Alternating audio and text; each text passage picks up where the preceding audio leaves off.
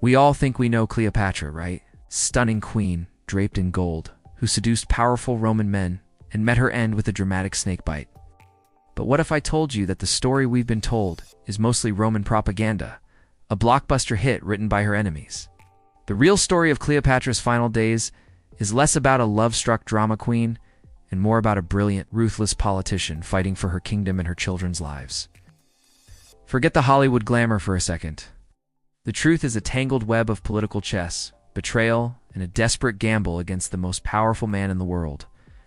Was her death really a suicide born of heartbreak? Or was it her final, calculated move on a board where she had no pieces left to play? Let's unravel the real story behind Cleopatra's last stand.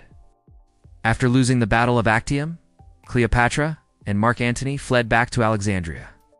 But this wasn't a retreat of two defeated lovers. It was a strategic withdrawal.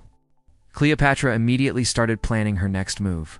She wasn't just sitting around waiting for Octavian's army. She was a queen with a kingdom to protect. She tried to negotiate, sending her children away to safety, and even offering to abdicate in their favor. She was playing for time, exploring every possible angle to save her dynasty. Antony, on the other hand, was spiraling, fell into despair, while Cleopatra remained pragmatic.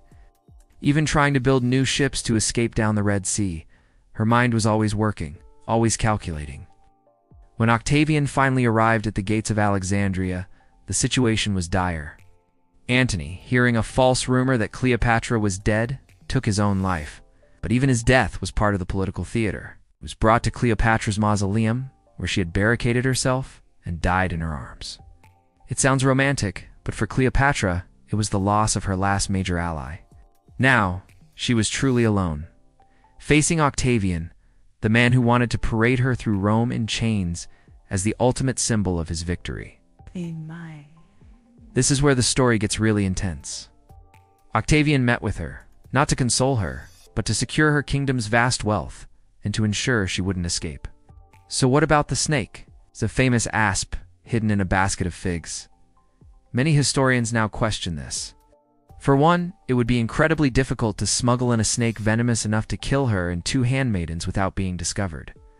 A more plausible theory? She may have used a fast-acting poison, something she could easily conceal. Or, the most chilling possibility, Octavian may have had her quietly assassinated and then crafted the dramatic snakebite story himself. It was the perfect narrative, the exotic, dangerous queen of the East, undone by an equally exotic serpent. It sealed her legend and painted him as the righteous victor. Cleopatra's death wasn't just the end of her life. It was the final act of a political masterpiece, and we're still debating who the true author was. What do you think really happened? Let me know in the comments below. Thanks for watching, and don't forget to subscribe for more hidden histories.